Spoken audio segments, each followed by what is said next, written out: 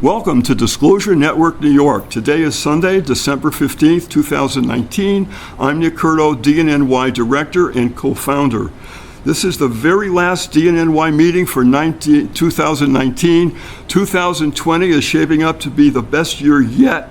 Stay tuned. DNNY is a grassroots organization now celebrating our 18th year of providing 2 meetings per month throughout the year here in Manhattan. We focus on cutting-edge UFO ET issues, paranormal phenomenon, and many related important subjects that are in back of the mainstream headlines that you'll never read because they'll never print it. In other words, who is pulling the strings? Our members do intensive investigative research into these various topics and share that information with the group at our meetings here in Manhattan, as well as with our internet followers worldwide on YouTube. Our motto, right from day one, is, quote, connecting the dots to seek truth, unquote. We have available to everyone worldwide a DNNY News Blast email service focusing on the topics of special interest, and that's totally free. Just go to our website and put in your email, and we will then put you on the list to receive these emails, and they happen many times each week. Now, the address for DNNY is www.dnny.info. I'll repeat that, dnny.info. Type it in, and then we'll be right on the list. We've got hundreds of people on that list that receive these all the time. If you have something that you think is important that you want the other people to know about, email me, and that's Nick, and the email is nicknyny1@gmail.com, and I'll see it, and then I'll put it on. Please identify yourself with your name and your email at least, so that we know who sent it. Okay, now we have amazing program today. Rob Potter is a physical contactee of the Venusians and the Palladians, and has been researching healing and consciousness for over 40 years. God bless him, that's a long time. He has given seminars all over the world, including Egypt, Japan, Australia, Bolivia, Peru, Canada, China, Europe, of course, the United States. He has a website called The Promise Revealed, with many interviews that Rob has done over the years, and he has a radio, also a radio program. It's called the www.thepromiserevealed.com, the website. I've seen that website, it's extraordinary. Okay, so we got a lot to talk about, so let's get right to it. Rob, are you there? Oh, what year? I was born in 1957. I'm 62.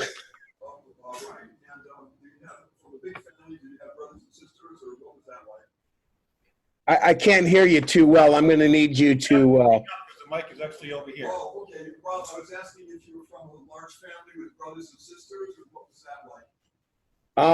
I think you asked about my family. I'm going to need more volume for you. Thank you for being patient. This is a new thing for us here, but yes. He's asking, do you have any brothers and sisters? Yes, I have a sister, and my mother and father have both passed away, and my sister has a daughter, and I have a son.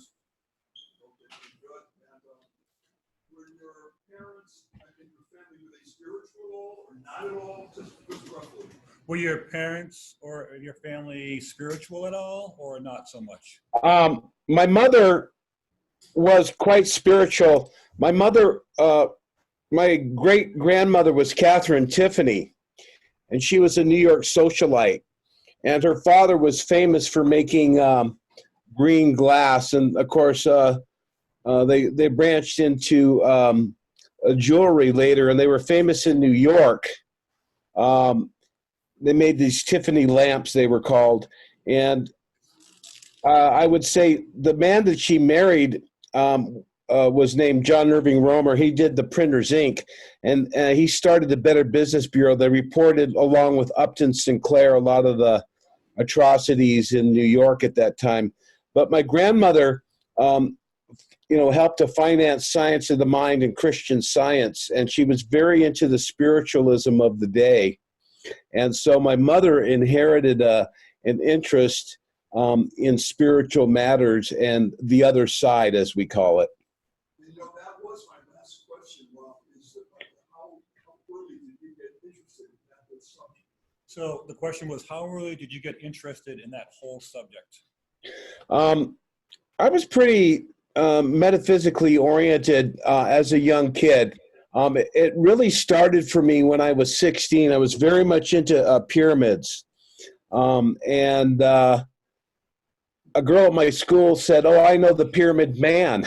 And I said, "The Pyramid Man? Really?" And so I went up to his house, and I ended up meeting Dr. Fred Bell, whose great uncle invented the telephone. His father invented the alternator for Henry Ford and the automatic transmission. And he was studying the shockwave of the atomic bomb at 15, conscripted into the Air Force at 17, which was illegal. And then he got a PhD in physics at 17 at University of Santa Barbara, and ended up working in the Air Force at the top radar set, where he observed UFOs coming in during the Cuban Missile Crisis.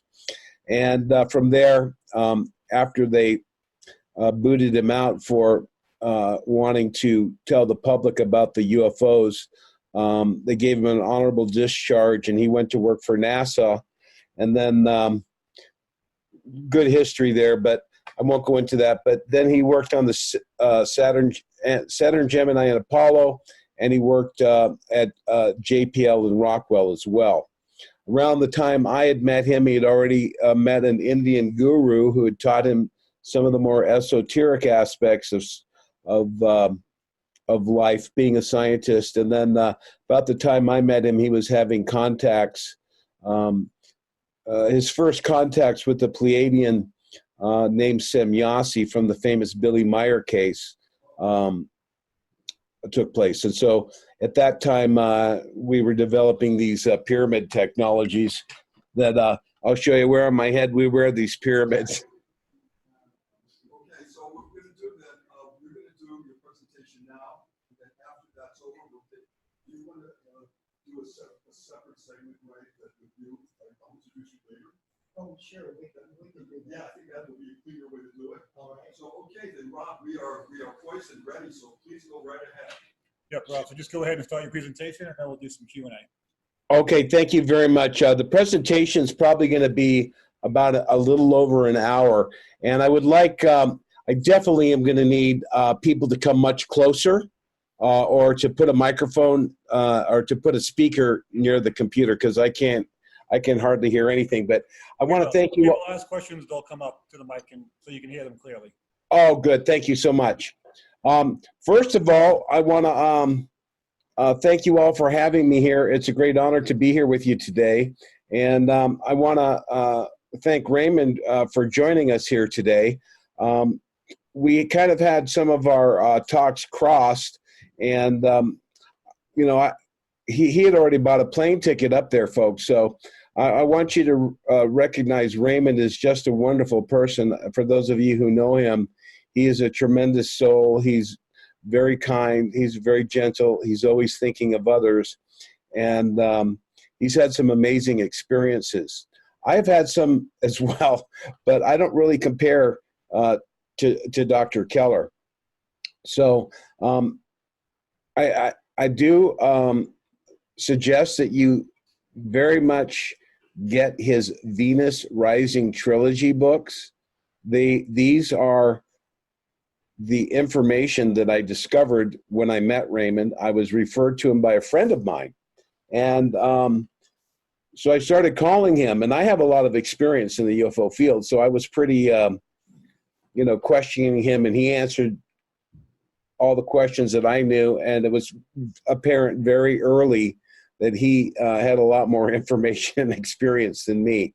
So he's become my mentor, my guide, and my new best friend.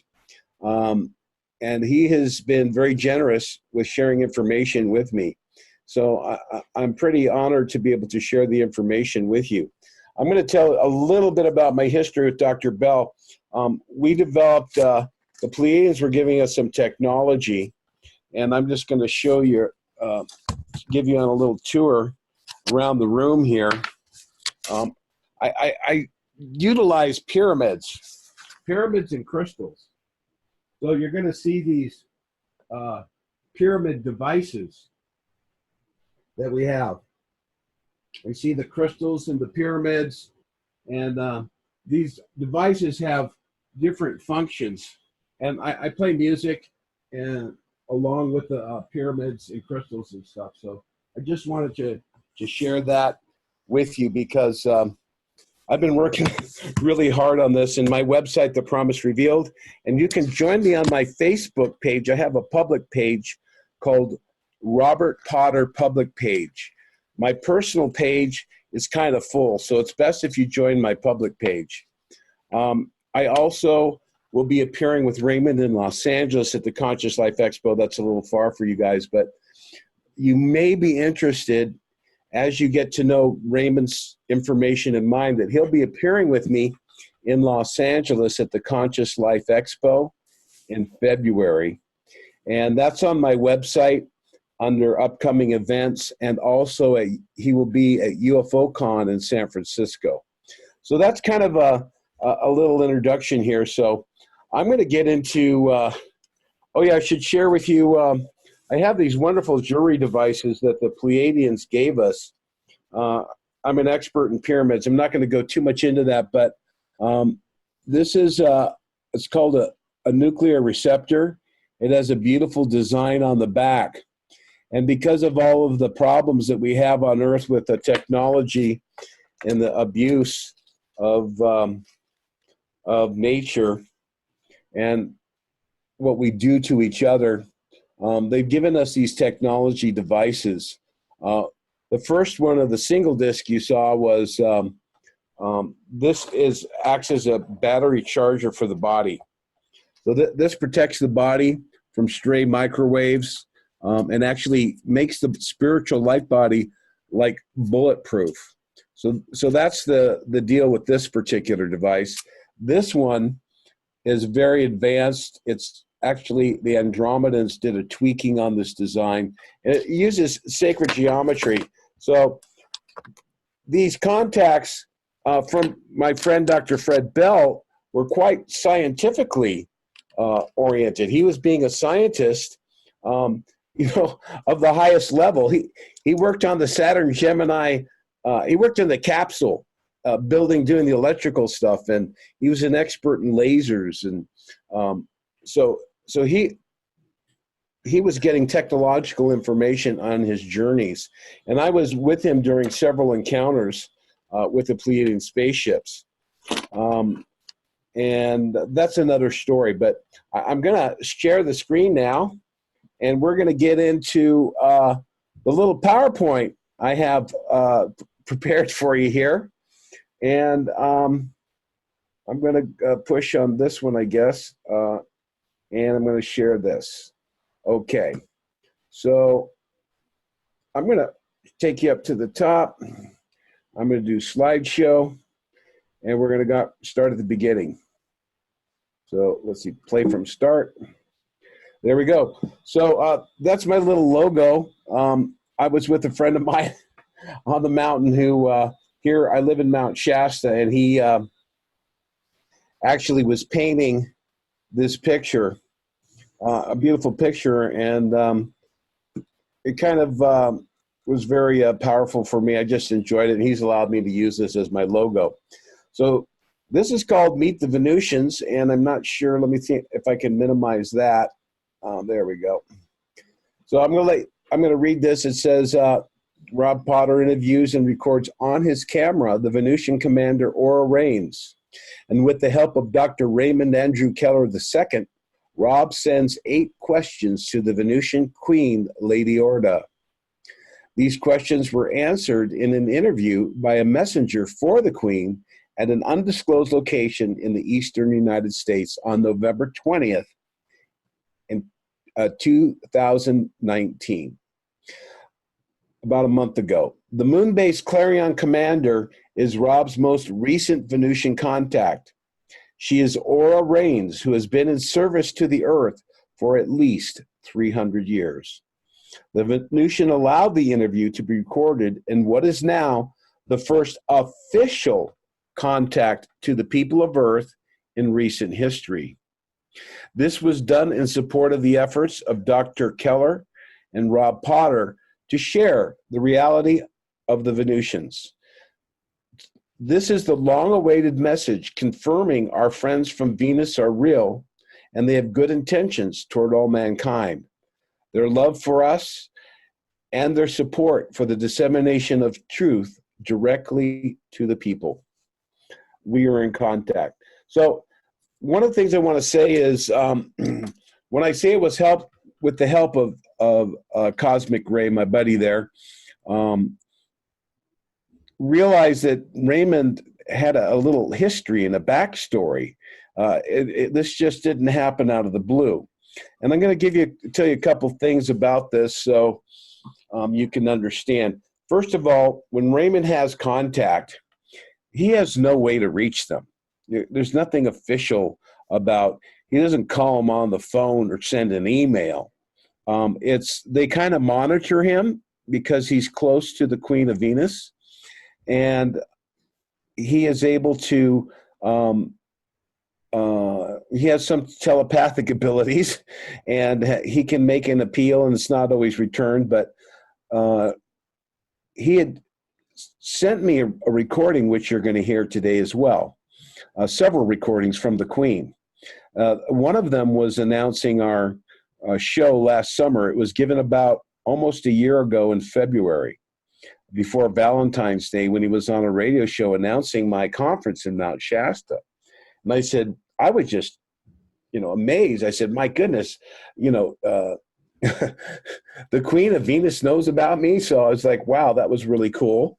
And I said, well, can I ask a question? Can I ask some questions? Because I've been reading another book. And it appears they're monitoring our conversations a little bit, because we've been talking about a book and a contact, and they sent me this book. And in this book, it was revealed that in the 50s, people were able to write some questions to the extraterrestrials, or in the 50s, as they were called, the Space Brothers and Sisters. Let me make that very clear. And I said, well, can I ask questions? He said, sure, why not? What's the worst that can happen except to know? So, I had a million questions, and of course, not all of them got answered.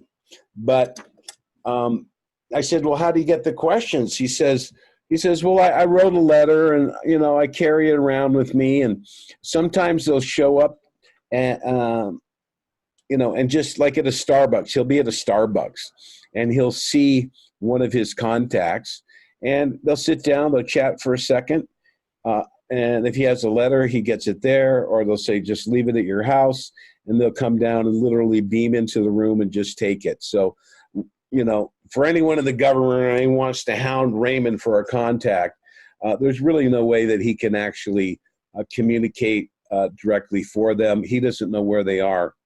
So that's basically what happened. He told me that, you may possibly have an interview at some point.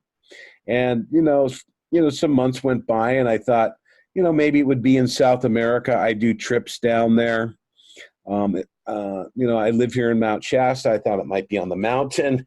And then, so I wrote the letter, the questions, and I asked like 15 questions, and they accepted 8 of them.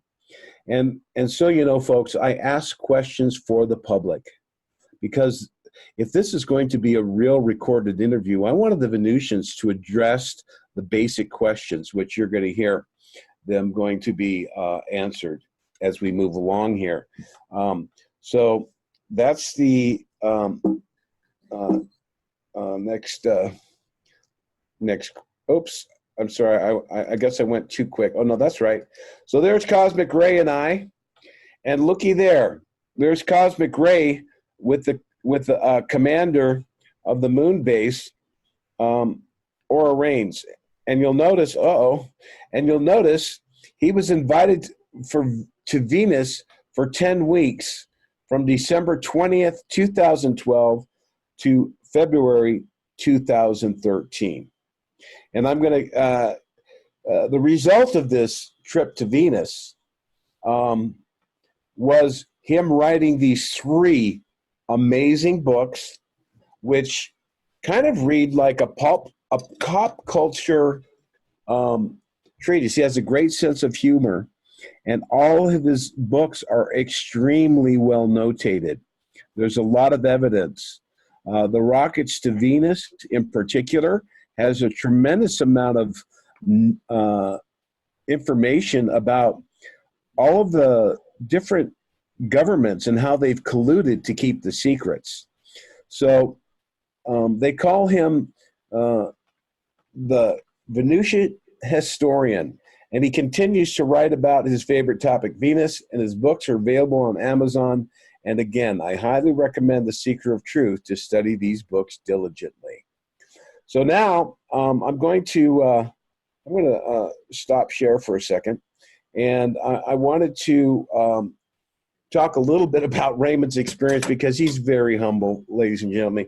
He doesn't start his talks off telling about the first amazing, one of the most amazing experiences, if not the most amazing experience of his life, was his contact with this woman named Dolores Barrios, as he knew her.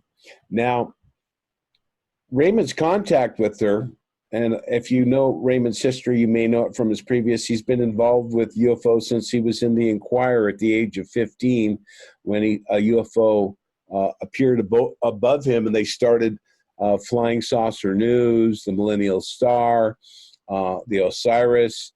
And he's, like me, from a very early age, has lived, breathed, and thought about extraterrestrials and what the implications are for our planet. In 1972, he went to Yucca Valley in California to Giant Rock. And Giant Rock, California is where many of the Venusian contactees were living. One of them was named Bob Short. Another one was Gabriel Green. And, of course, George Van Tassel. And not too far from there was George Adamski's Mount Palomar Observatory. George Adamski, of course, being the first UFO contactee. So Raymond went there, and he had a conversation with Raymond and a woman named Dolores, who's introduced to him as a UFO researcher from Brazil. And they started talking about the hot topics of the day, the Roswell incident, and various things. And so he had known her, throughout his life. I don't know how many times. These are questions you can ask him, but he actually, I'll be showing you a photo that he took with her way back in that time period when he was very young, probably 18 or 20 years old there.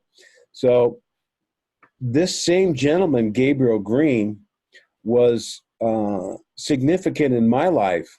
I was a massage therapist working as a healer in Palm Springs, and the gentleman that introduced me to Raymond and I was a friend of mine who I used to go to the desert with, and we would visit Gabriel Green. Now, Gabriel Green was a profound contactee. He connected many different UFO contactees together, and he shared their information with the world. And Gabe had a tremendous amount of knowledge, and one day he called me from a phone. You remember the days of pagers? Well, he called me with a pager, and he said, Rob, the ascended master Hilarion wants you to come up to my house. He's sending a teacher for you. And the reason is because I was having a lot of contacts with the Pleiadians, but I wasn't having as many physical experiences. I mean, these experiences have a spiritual context. The lights were all around. up in the sky, moving down. Little tiny probes would come into the house and follow me. So this was difficult for me to completely comprehend, being at the age of 17, 18, 19.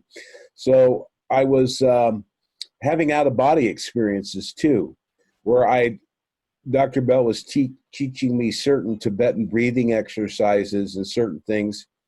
And I was able to project out of my body, and I would watch the earth get smaller. It was literally, the earth was there. It was dark. I'd go above the house, and then I'd watch the earth I could see the sun on one side of the earth and darkness on the other. And then I was up in outer space, and I was having these repeated, numerous contact experiences, which I definitely would call it in the astral plane, but it was very difficult to integrate. So they sent this guy up to me who was a former military guy working in a deep, dark government program. And that's another story. But if you look on my YouTube page and all that stuff, and if you follow my information, you're going to learn a lot about that experience. But some of my other radio shows. But basically what happened was, at the end of 2 days, we went out into the desert, and he said the demonstration is going to take place. And he guided us there. They were telepathically in communication. They said, turn 1.1 mile, turn right, 2.2. And I looked at the odometer, and I saw that it was exactly, I said, they're telling you where to go? Because right now they're telling me where to go. So we went to this location, and the stars in Yucca Valley are absolutely beautiful. And we went out there, and it was a bowl-like depression. So any radar that was looking wouldn't be able to find the ship if it was there. So this very small craft came down, and it was pulsing, and I began to cry because many of the times I was just saying, I just want to know, I'm getting all these, why don't you guys talk to me? Right? I see you, I see the lights, I've witnessed the silver spaceships, and I just want to know, is it real? So the spaceship landed, and I heard the female voice, who I presume to be Semyasi, the Pleiadian cosmonaut, say, well, Rob, now you know. And my telepathic conversation was something like this. I said, this is beautiful. Thank you so much. And she said, I said, she goes, well, yes, we'd like you to be, involved in the future. And I said, well, what can I do? What can I help? How can I help? And she says, well, tell this experience with people, and they'll know by the way that you tell it that if it's true or not.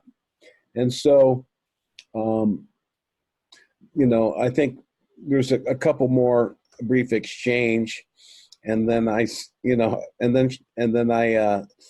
I was still kind of crying, and I said, will you come out? And she started laughing. So I remember I was crying and laughing at the same time. And she said, no, you think you're the Messiah. So I basically said, okay. And the military guy, former military, who had been broken out of jail because the government had, it's a long story, but they broke him out of jail, and he was working as a secret agent for the Space Brothers and Sisters in the mission to help emancipate us from our current condition. And really, we have to free ourselves. The extraterrestrials aren't freeing us. But what he said was, he says, have you seen enough? And I said, she's not coming out. And he said, I know. So it was me, the military guy was on my left. To his left was Michael Allegiant, and on the end of the semicircle was Gabriel Green. And I actually turned away from the spaceship, hovering, sitting right there. And it was 15 feet away from me. And Michael, the Legion, the military guy and I turned and walked away. And the military, my friend goes, "Where are you going?" And I turned back and I said, "She's not getting out." And it disappeared. Now, the reason I walked away is because, yes, folks, the technology is amazing. But when we think about it, it's really just a bigger car. And I don't know about you folks, but I am very interested in what our space family has to say, what their message is, why are they here, and all these questions that you're going to get answered in a little bit. So that's part of the history of that information. So I want to share also that Raymond's experience with Gabriel, like mine, continued. And he met the Queen, who he hadn't seen in years, and I don't know how many times he's contacted her completely, but he had met her several other times, and he told me that he was suspecting she was a Venusian. And in 2012, December 20th, everyone remembers the big 2012, it was highly anticipated as a big event. I knew nothing was going to change that quick. It's basically like a sunrise of energy hitting the planet. It starts a new cycle of existence, and we are now in the morning phases where the light is bathing the earth and awakening us to truth, really. So Raymond was in China in December 20th, 2012. Now, that comes from the Mayan calendar. The Mayan calendar is based on the Venusian calendar. So there's a lot of synchronicities here. He walked into a bar called the Venus Bar, and shortly after he sat down to grab himself a ice cold beer, this woman, Dolores Barrios, walks into the room, and she walks with him. They have a conversation, they have a pizza, and they walk back to his hotel. And she says, "Would you like to go to an ascension party?" And he goes, "Well, okay." So I don't know if she told him that day or the next one, but I think she said, "We'll step on down, Raymond. You're going to go with me to Venus." So I mean, that must have been a pretty restless night for him. But again, this is in his books. This story is just amazing. And she took him up to the roof. And they have a very interesting security device, which I'm going to show you in the future, some evidence of this long, amazing tale I've told you. Amazing, and it blows your mind, but you have to really have an open mind because we're very sheltered here. We're living in a box, and we don't understand the power of imagination and the infinite nature of the universe. And not only is it a physical universe, it's a multidimensional universe. It includes transdimensional. Our concepts of time are false, as you're going to find out as we move along here. So Raymond gets to go to the roof with her name is Lady Orda. Really, that's her name. And she took this name from when she was on Earth in her first incarnation. And they get on the roof, and she activates a nimbus. And it was a little marble-like device, a little sphere. And it created a bubble. And they got in the bubble, and they traveled to the high Tibetan plateau. And they got there. He said there was 5,000 of these little bubbles landing around this monastery in the middle of a lake. And as they came in, he could see a cigar-shaped mothership, and he could see Commander Valiant Thor's Victor 1. And I'm going to go back to the presentation now. While I tell you, they went to they did go to at that point, they went around the backside of the moon, and they ended up going to Venus. So after they get to Venus, they're going to an ascension party. So they're landing on the temple city of Azure. And the temple city of Azure is on the physical plane. And this picture right here, I'm just going to let you enjoy this. After Raymond wrote his books, these are two other Earth women who have ascended to Venus. And I know this is just sounding like science fiction, and some of you are probably just, wanting to arrest me for fraud. But trust me, as we move along here, you're going to find some amazing information. So they get to Venus, and you think Venus has no life, but as you learn from Raymond in the Rockets to Venus book, the Silence Group after Roswell, they put the lid down on extraterrestrials. They were very concerned about invasion. It was right after the war. There was a lot of nuclear activity going on there, and that's, of course, why the Venusians were there, as you'll hear in the messages. So they get to the temple city. They go to this giant stadium. It's called the Zither Dome in the temple city of Azure. Now, most of the Venusians live underground, but they do have various cities and settlements on the surface. And I'm trying to convince him to write a book about his 2.5 months there. But he said that it was a stadium almost as big as one of our football stadiums. I imagine that the center wasn't as large, and it was probably steeper to house the 50 or 60,000 people. And in the center, below the seats, were 13 chairs.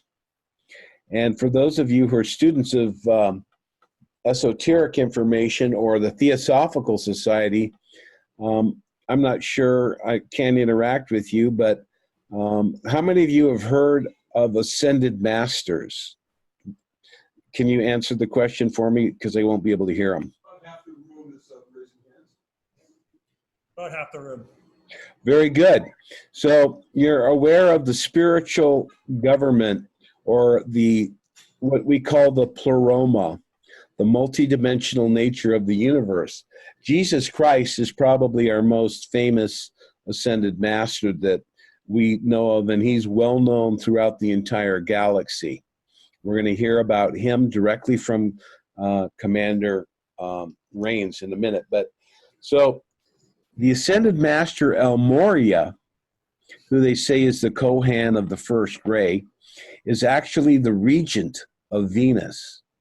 And he was the presiding over this stadium, and they were celebrating the imminent ascension of the current queen of Venus in 2012. Her name was Lady Mazu. She's a Chinese saint, and you may have heard about the saint who calmed the Jade Ocean. And her story is amazing. And again, the backstory and all this is in the books. It's amazing story that Raymond said he looked up and he could see 13 angels with giant wings, rainbow iridescent wings, kind of like the pictures that you saw at the beginning of my website there. And they descended and sat in 13 chairs because they have 13 constellations in the ecliptic of Venus. So what happened was a giant hologram was projected in the center of the stadium. And this showed Lady Mazu's lives of service on the earth and on Venus. At the end of this service or ceremony, she walked out bespeckled in jewels and a radiant gown, and she stepped into a little lotus flower, which was her personal nimbus, and she ascended to the grand central sun. Now, there's a lot of questions that come up, so if you have questions, write them down, keep them in your head, because we're going to answer all of them as much as we can here. So Raymond gets up there, and at the end of the ceremony, Lord Dismas announces, "All hail the new queen." Venus is a matriarchal society. They work in a hive consciousness, which is very related to the bees, which are the native inhabitants of Venus. So a little backstory is the Venusians 25 million years ago were petitioned. I may be wrong on the time there, but they were petitioned by they're called the Norcans from the Tau Ceti system. Their planet was losing its oxygen. So they came to Venus and petitioned the native inhabitants, which were bees. Bees are sentient consciousness beings, and they were able to telepathically communicate with them, mostly the women, and they did this by putting their hands on their heads, and they still do this to this day. And the bee said, "Yeah, sure, you could live here." So they do have a societal structure that revolves around the unity of the one mind. Now, many people have heard of the law of one. Now, the law of one is really understanding that we're all part and parcel of each other, that we are all an aspect of the divine mind of the Creator, and that we are all children of God in a simple sense. So for children, we're all brothers and sisters. We certainly don't act like it. So the next day, so they announced the woman sitting next to Raymond is the new queen. All hail Lady Orta. So I guess as the queen, she had the ability to say, "Raymond, do you want to stay here for a while?" He said, "Sure." So while she was off learning her new queenly duties, he got acquainted, was given a residence there on the surface, and he went and sought out Lord Dismas. And this is going to tell you who Lord Dismas is. Lord Dismas is known as the good thief or the accidental apostle. And if you think about it, if you know your Bible, Lord Dismas was the man that died with Christ on the cross. He was like a Robin Hood. And Jesus said to him, "You will be with me this day in paradise." So from his incarnation to dying on the cross for being a Robin Hood, he becomes an ascended master and ascends with Jesus Christ to the pleroma, or they say the seventh dimension. So now Raymond has met him, because I'd asked him, I said, "Well, did you ever get to meet him?" And he says, "Well, not at that ceremony, but I sought him out," and he asked him if he could look at the Akashic records. So Lord Dismas had said yes. So then he went to the queen later and he says, "Lady Orta, can I look at the Akashic records?" And she said, "Well, the metrons, or those who guard the time lines in the Metron temple, are pretty," she said, "they're pretty controlling about that. We'll have to ask Lord Dismas." And he said, "I already did." And she goes, "Okay, then let's go." So they get there, and the Metron said, I don't know if they said "Your Worship," but they said, "Our queen, you're new to this position. We don't normally let people who are going back to Earth look at the Akashic records." And she said, "Well, Lord Dismas says it's okay, and this is my first command to you.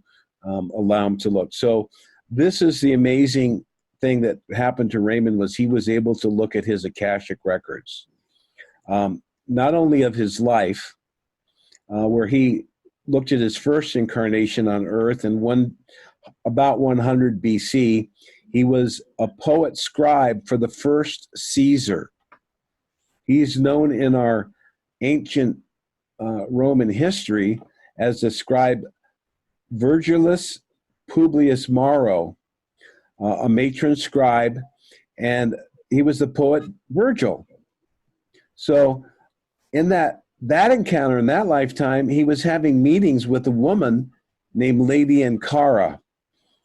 And Lady Ankara turned out eventually in his contact, she revealed she was from Venus.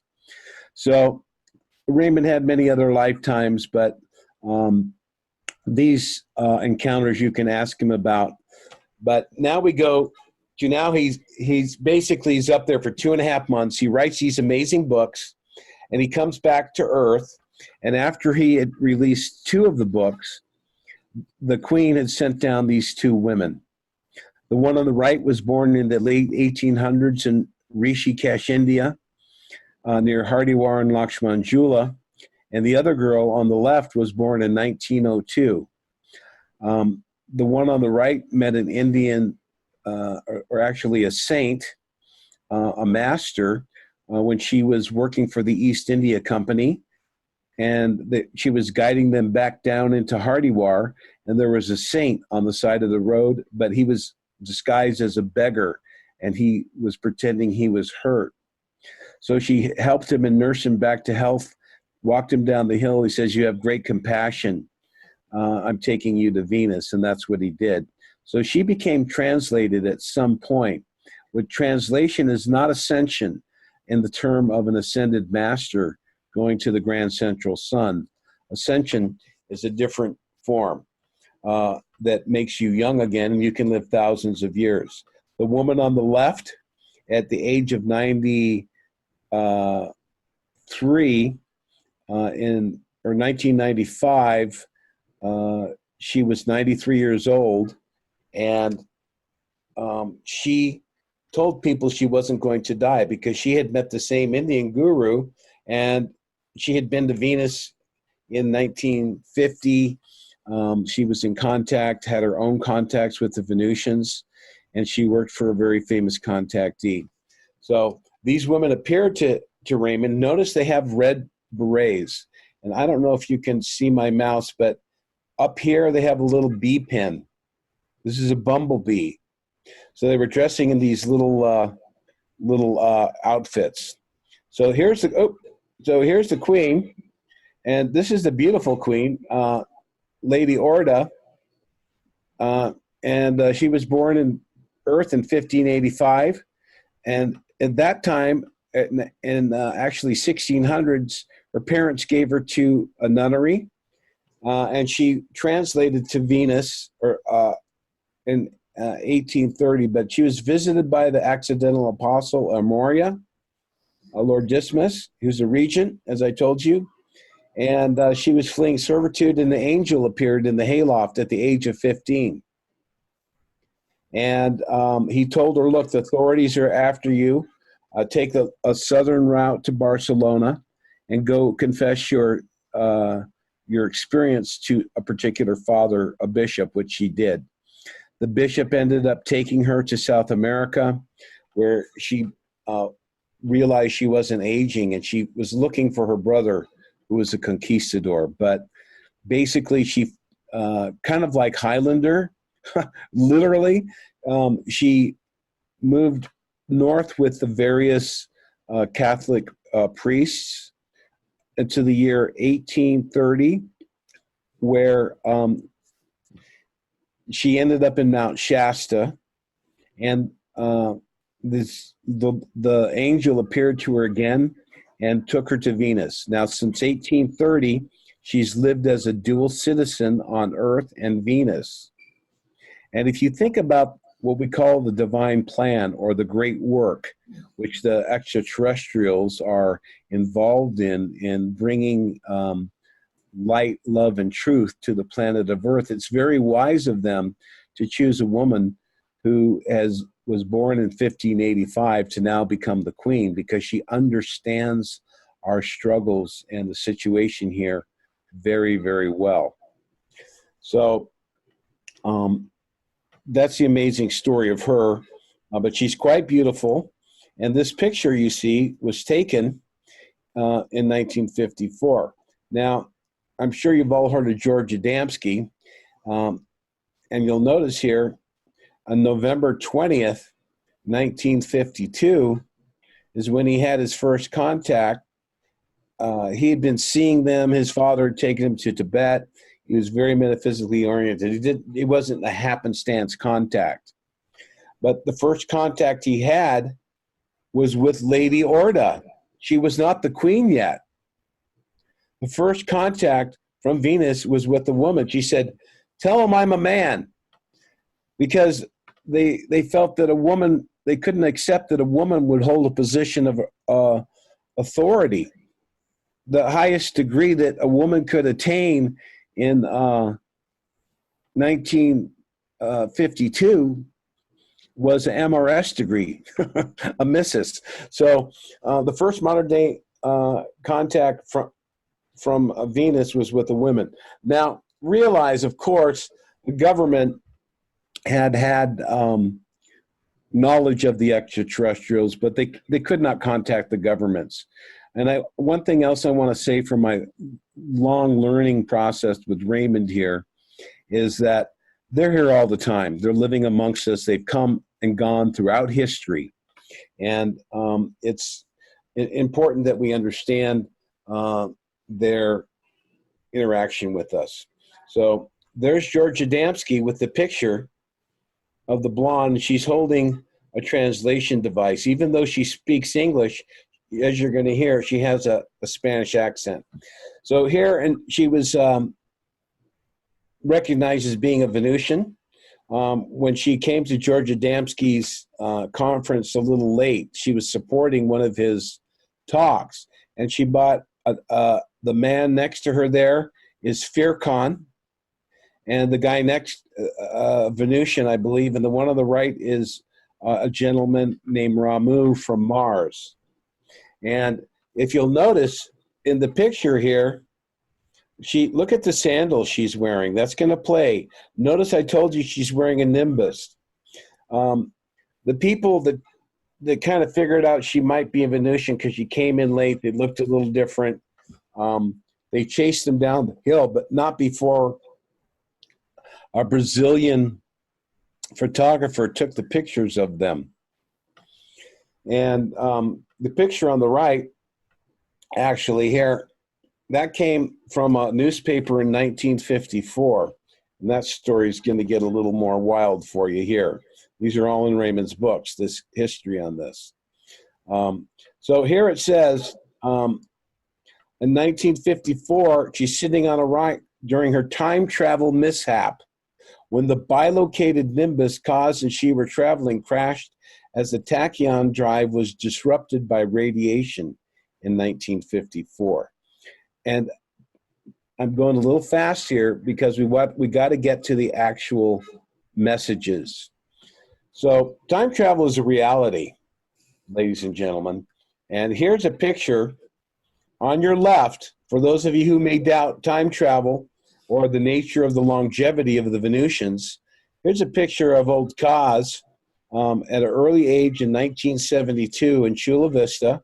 Look at her, look at him. Now look at her. She hasn't changed a bit. And this is Raymond at the age of 50, or 58, I think. So you'll notice here they're in black and white, and it's a black and white photo, and it's at night. This picture was taken by two people at Giant Rock Airport named Pal and Dixie Garrett. They were at the first Giant Rock convention where they actually crashed. They crashed their Nimbus, which was a little device, and they were coming in, and she was allowing Raymond to pilot it. Now, really, they are sitting in the time temple on Venus. And she said, "Would you like to go into the past?" And he said, "Oh, I'd love to." So she said, "Where would you like to go?" He said, "I'd like to go to that convention of the pictures that I saw when you were there with George Adamski." She goes, "I can't go there. That would cause a paradox. I might see myself and blink out of existence." So he said, "Well, how about the first Giant Rock convention?" She said, "Okay." They got in, and when they're doing this time travel or time kind of looking through it's called a bilocation signal.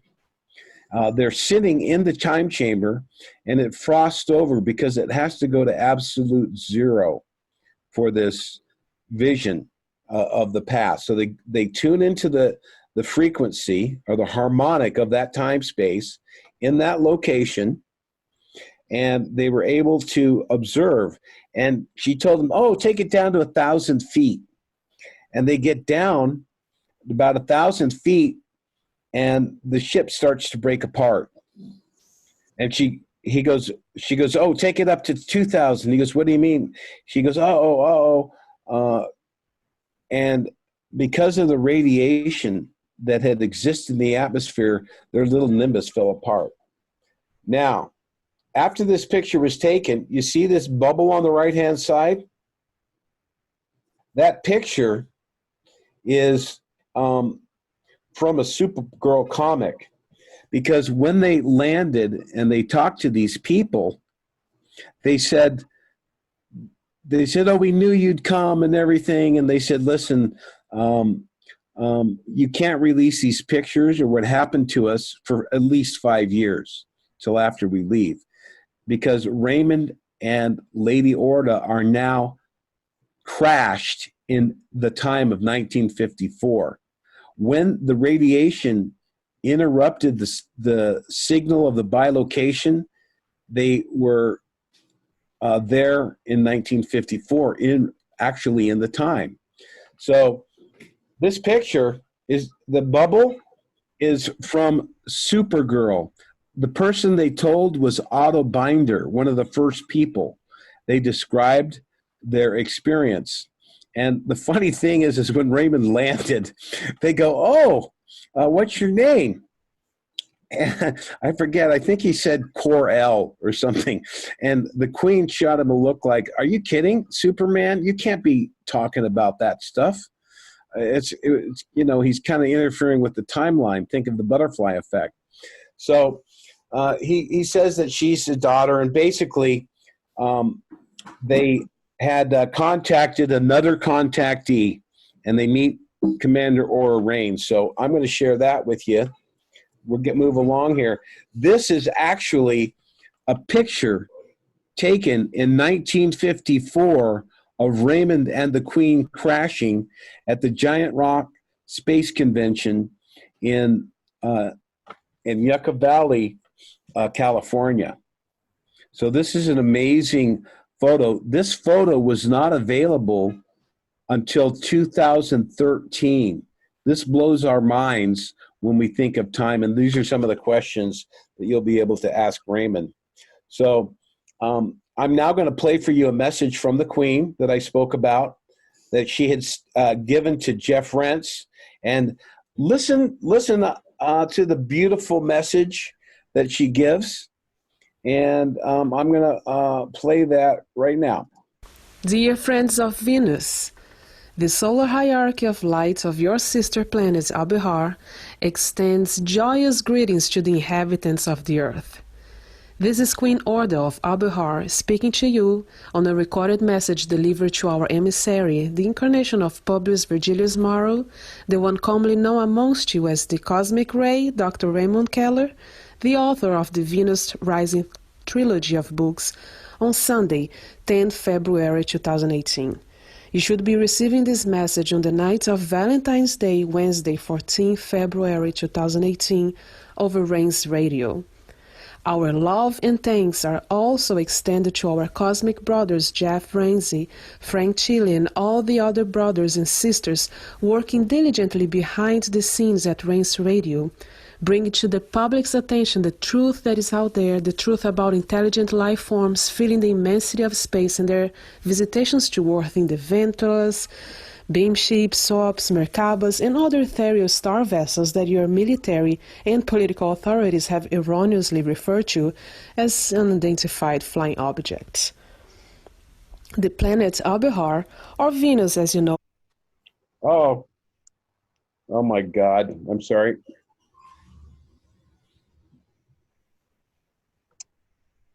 Dear friends, night of Valentine's Day, Wednesday, 14 February 2018, over Rains Radio. Our love and thanks are also extended to our cosmic brothers Jeff Ramsey, Frank Chile, and all the other brothers and sisters working diligently behind the scenes at Rains Radio, bringing to the public's attention the truth that is out there, the truth about intelligent life forms feeling the immensity of space and their visitations to Earth in the Venturas, beamships, SOAPs, Merkabas, and other ethereal star vessels that your military and political authorities have erroneously referred to as unidentified flying objects. The planet Abehar, or Venus as you know it, represents the highest manifestation of love and peace in the solar system.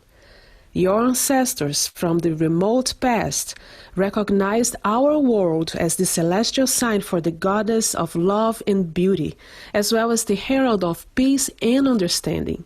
On this night of Saint Valentine, it is duly recognized by the solar hierarchy of light placed on Abehar that a message of love and peace is exactly what your world's perplexed inhabitants require at this time for the purposes of securing their own mutual development and bringing about the long prophesied Aquarian age of enlightenment and universal understanding. It saddens us that your governments and religions so burden you with endless laws and ordinances, completely ignoring the sound advice of the master teacher Jesus the Christ, sent among you 2 millennia ago, who taught the simple principle of unfailing kindness in love for the infinite Creator, as expressed and manifested through love for your own divine essence in the embodiment of the celestial spark that indwells and permeates all of your neighbors. Remember that the angels of the celestial worlds, and particularly of Abehar and the other planets of our solar system, both seen and unseen, forever attend you. As the human being is well motivated by love, our advice is to continue to manifest kindness and good works, for you never know when you shall find yourself in our presence. Your manifestations of love will garner you the prize of life, both happy and eternal. This is how we shall build a new earth and, in turn, bid you entrance to the glories of Abehar and other orbs in the pleroma. We, along with our brothers Cosmic Ray and Frank Chile, as well as our sisters Omnek Onek and Sherry Lynn, look forward to meeting you on the slopes of Mount Shasta on the 27th through 29th of July for the From Venus with Love World Conference. Our blessings are transmitted to you and yours on multidimensional planes for a happy Valentine's Day. Keep love in your heart every day so that each and every one becomes a special Valentine's celebration. I regret that I cannot speak to you live at this time as I am conducting an important mission in the Saturnian system. This is the Queen, Order of Abehar.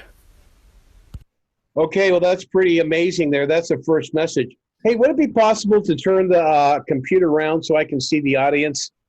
Let's see. Hey, we got some amazing stuff here, folks. You're going to be seeing some very interesting other information here very shortly. Hi, Kaz, how's it going? Nice to meet you all. I just wanted to let you know we're almost to the halfway point. I'm going to leave us at least an hour for questions, maybe more, but. I know you probably have a lot of questions coming up, so I'm going to get right back to it. I got to share these other screens here, but I hope you're enjoying it. So here we go. Dear friends of Venus. Oh, no, there we go.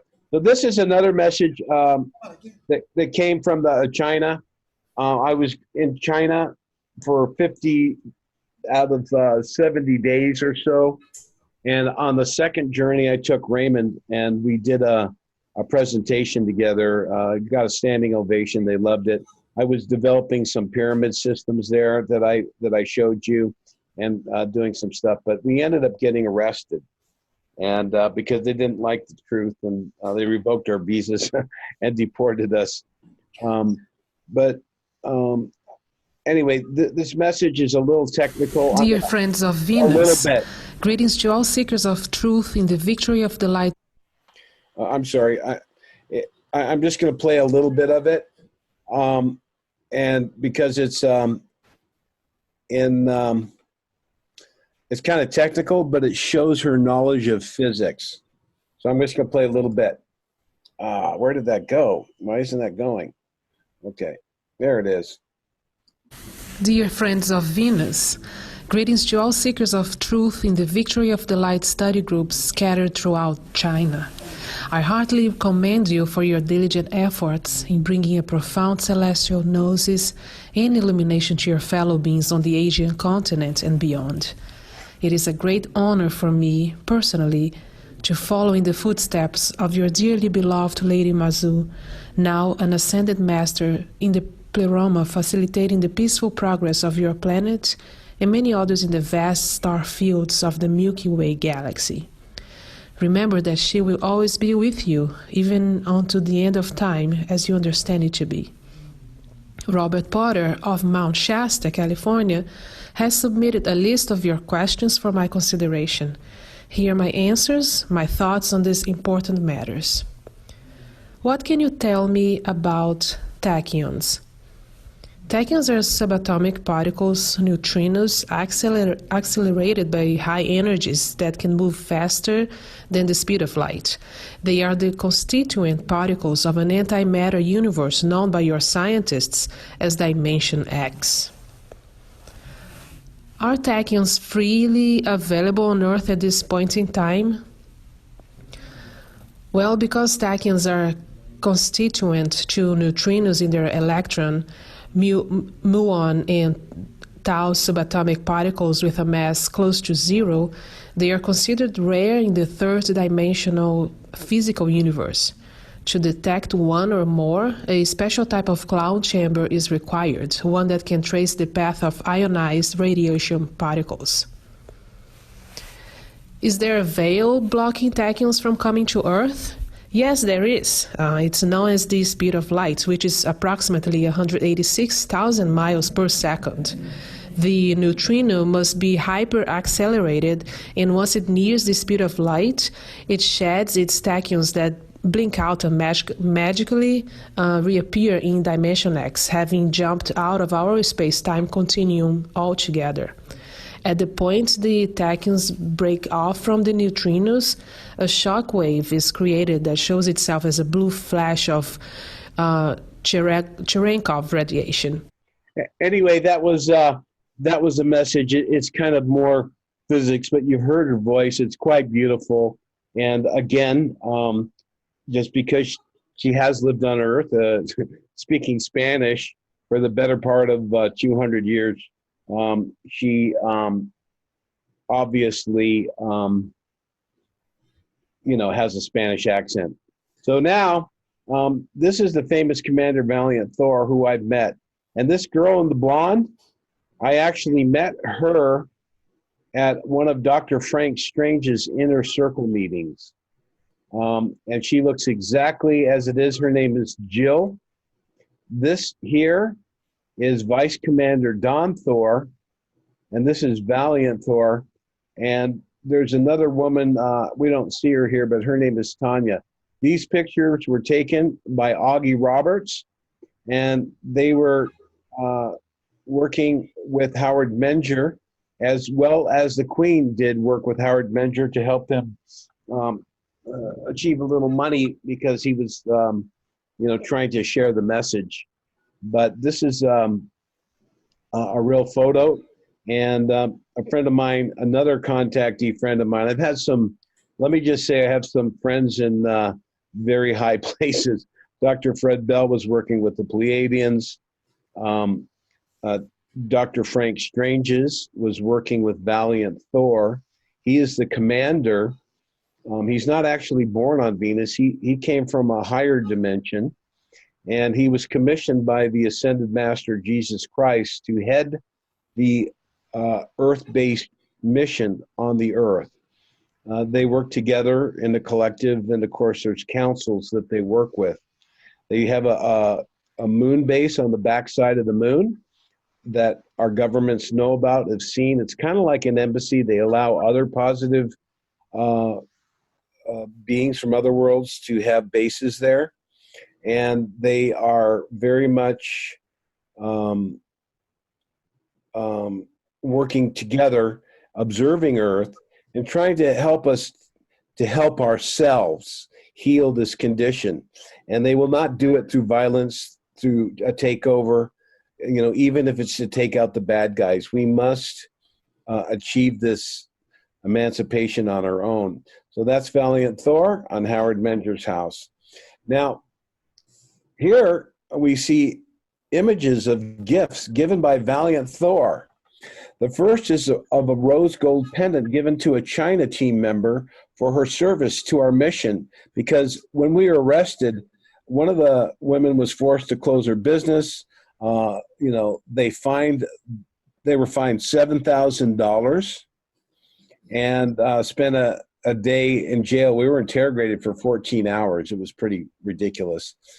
And the second message, he wrote in perfect Mandarin script. And I can't what it says. It says something. It says, "This is my experience." And what he's referring to here is, that's another picture of Val. I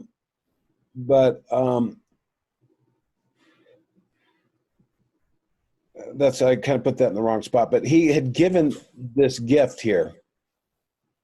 This is one of Dr. Frank Strange's original books from 1960, a mint condition book he gave to me, to Raymond, and to the people of China.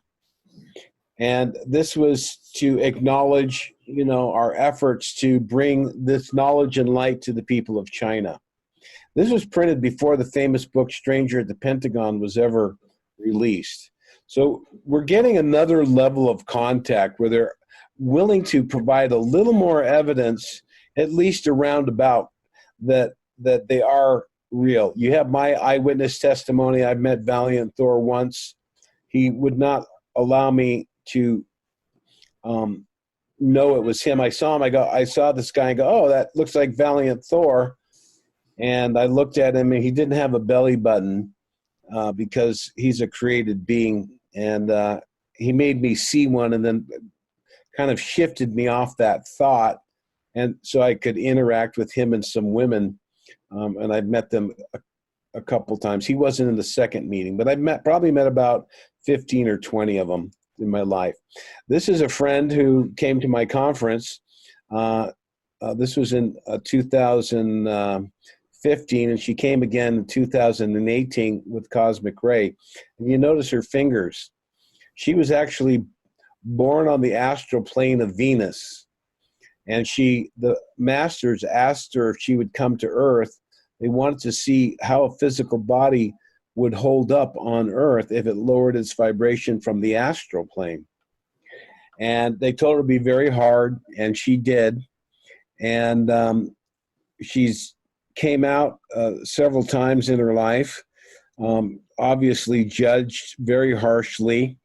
And she came out with a friend of mine named Wendell Stevens, who did the UFO Contact from the Pleiades book. So Raymond got to meet her and is very excited. And she was told this will be her last lifetime on the physical plane. But that's another Venusian. So again, I met Dr. Bell, Frank Stranges, and Omnek. And I also have a friend from South America named Louis Martins who I've met. But that's her. I'm just showing you this picture. This is a red beret. This man's name is George Hunt Williamson's. Other Tongues of the Flesh, Secret of the Andes, things like this. And he's wearing a red beret. He was an archaeologist.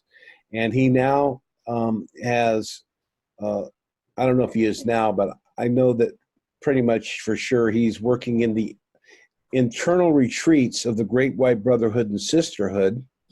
that is the interior government of our planet, the higher spiritual beings that maintained the light and kept the spiritual light of truth alive inside the earth.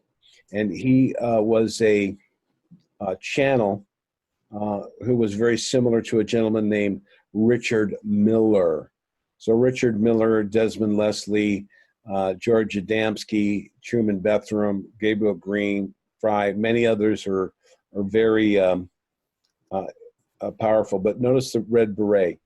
So there we see the cause again and the commander. She's quite beautiful. She was actually hiding her identity because she does have a position that she talks to people here on Earth. And I can't talk about her actual profession or what she does, but she comes and goes in certain capacities. And she had the same position in the 50s, and she told someone who outed her to the public, and she had to end that identity. And she reappeared in the same profession later, and it still has that same profession to this day. That's all I can say about her on that, but she's very beautiful. And you notice up here, she has a little bee pin. I had actually been given some bees by a girlfriend of mine in China when we were there, and I gave her my little bee. I gave some bee pins, and I had met all these Venusians before, so I sent another letter, and I said, okay, this bee pin's for this one's for this one, all these different Venusians that I'd met. Probably I didn't have enough pins for all of them, but she came down wearing these little bee pins. It was really kind of exciting. So what happened was we walked into this library here, and they were just sitting there. I mean, we had talked about that we were going there, and for some reason, I don't know why, but I carried my computer in there. I had my computer and my phone on me, and I just generally don't leave my computer in a car anywhere, even though it's probably very safe where we were. And oops, I got to go back. Let me go back. So it was all business. Raymond told me before, when they meet you, it's going to be very short and quick. I didn't know Raymond would be with me or anything like that. It was like, wow. But he said it's going to be short. It's going to be 30 minutes. It's probably all they'll give you. And they did not allow me to answer any of the questions. He had given me, some weeks before, he had given me the questions that they were accepting. And they told me to be prepared to read my questions. And, I have to say on one level, for me, it was a little anticlimactic. I expected a spaceship to be, in the desert of California or in South America. I go to Bolivia and Peru where we see spaceships all the time with my friend Louis Mostojo Martens, who's had contact since he was 13. He's been to Venus. He's been to Ganymede. He's been to the interior retreats of the Great White Brotherhood in the Temple of Purity in the Olampu Mountain at about 17,000 feet. He's been to the Abbey of the Seven Rays in the Peruvian, Bolivian high mountain passes, and he's been beneath Lake Titicaca to the golden disk of the sun. So I'm going to get straight to the next, the interview. I'm here. Thank you. Words, Rob. Okay, so here we go with Dr. Raymond Kellor, PhD, also known as Cosmic Ray. I love that when I first read that. Welcome. I'm so happy that you're here. It's a great pleasure to be here. I want you to have one of my bumper stickers too. My other car is a Venusian Scout. Oh, I love that. Oh, wow. Well, you've come prepared, my friend. Thank you for making your journey from, what was it, West Virginia? West Virginia. West Virginia. And are you leaving tomorrow? Is that what? I'll be leaving tomorrow, early tomorrow morning. Early tomorrow morning, okay. Well, we're going to bring you to dinner. There's a wonderful diner. A lot of the people here are going to go to that, and so Okay. we'll be there. So anyhow, I think what we should do then is really get to your book, because I want to give you plenty of time to talk about that. Your books, rather. So let's go to that. How did this happen? When did you start writing this, and so forth? Okay, well, my involvement with UFOs and flying saucers and so forth actually began about 55 years ago. And here's an article that was this is an article that appeared in the National Enquirer over 50 years ago. I was with a friend. We were coming back from a camp out and saw a typical flying saucer craft hovering above a railroad trestle in Walton Hills, Ohio. So I contacted the Cleveland Ufology Project and began to write a series of articles for my local hometown newspaper, the Bedford Times-Register, and got to meet and work with all the prominent ufologists. This article was retrieved from the Gray Barker collection. I worked with Gray Barker, and he had a whole file about me, which is interesting in itself. And Earl J. Neff of the Cleveland Ufology Project, Gabriel Green of the Amalgamated Flying Saucer Clubs of America out in Yucca Valley, California, Jean Duplantier of Saucer Space and Science up in Canada. Here my friend Alan Weston and I are holding up copies of the Flying Saucer Report as the publication that started off with just the local Cleveland Ufology Project membership, which was a small group about this size, and then it expanded after a Sunday school publication did an interview with us, and then after the National Enquirer, then we went worldwide. So we had networking in every continent except Antarctica. Oh, well, can I pass this Oh, around? yes. So people can take a look at it. Do you want to take a look? And then we'll just pass it around. Okay, got it? There you go. The next one? Oh, okay. This is the first book in the series. It's Venus Rising, A Concise History of the Second Planet. I've long been a member of the Theosophical Society, and the co-founder of the Theosophical Society, Helena P. Blavatsky, the very first article that she ever wrote or published was called Venus, History of a Planet. And that was back in 1887. Wow. And she wrote about Venus from an esoteric point of view, and kind of basing her work on Emanuel Swedenborg and some others who had been to Venus and written about it.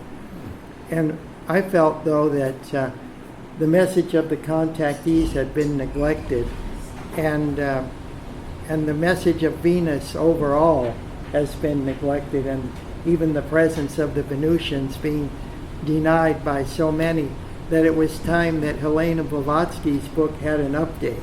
So that was the purpose of Venus Rising.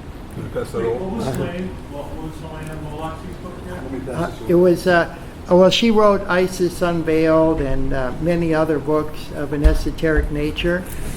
But the very first article that she published when she was living in the British Isles, she was actually born in Russia in 1831.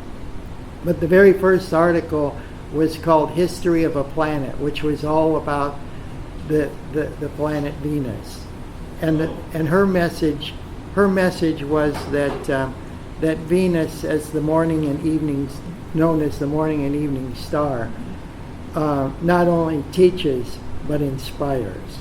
And so, using the planet Venus as my muse, so to speak, I began to write these books. Now, I'm a member of the Zipper Club, and I had open heart surgery at the VA hospital in Pittsburgh. And they actually took my heart out of my body and hooked me up to artificial life support so they could get my ticker working again. But we have a dear, dear friend who was telling us about that exact operation that he had. Oh. And it's phenomenal that they can do that. So, and when was this that you had this done? This was in 2015. Okay, not that long ago. Not that long ago when I came out with the Venus books. And what had happened was that while my heart was out of my body, but my consciousness had ascended to a ring of light above the earth. It was just a solid ring of light. And it was kind of like a glass-bottom boat because I couldn't see the ceiling, or I couldn't see the floor. I couldn't see the walls. All I could see was this ring of light. And then a being materialized next to me, looking like a teenage version of myself. And then he began to change into all these different clothing from different eras of time. And he said that he was my higher self, and that he had come to make me an offer that I can go back to Earth and complete my books about the planet Venus, or I could go merge with him and ascend to the. You know, I've heard similar stories that people have had similar experiences, and some of them have said, when I'm in that plane, I really didn't want to return because it was so much more amazing and so much better, but they said you haven't finished what you were destined to do, and we would like you to go back, and planned they were back. And so you're saying something similar there. Yes, it's very, very, very similar. And in speaking with Omnek Onek about her own experiences, this is the same thing. As she volunteered to come to Earth as her last incarnation to present the material, and she also has a Venus trilogy as well.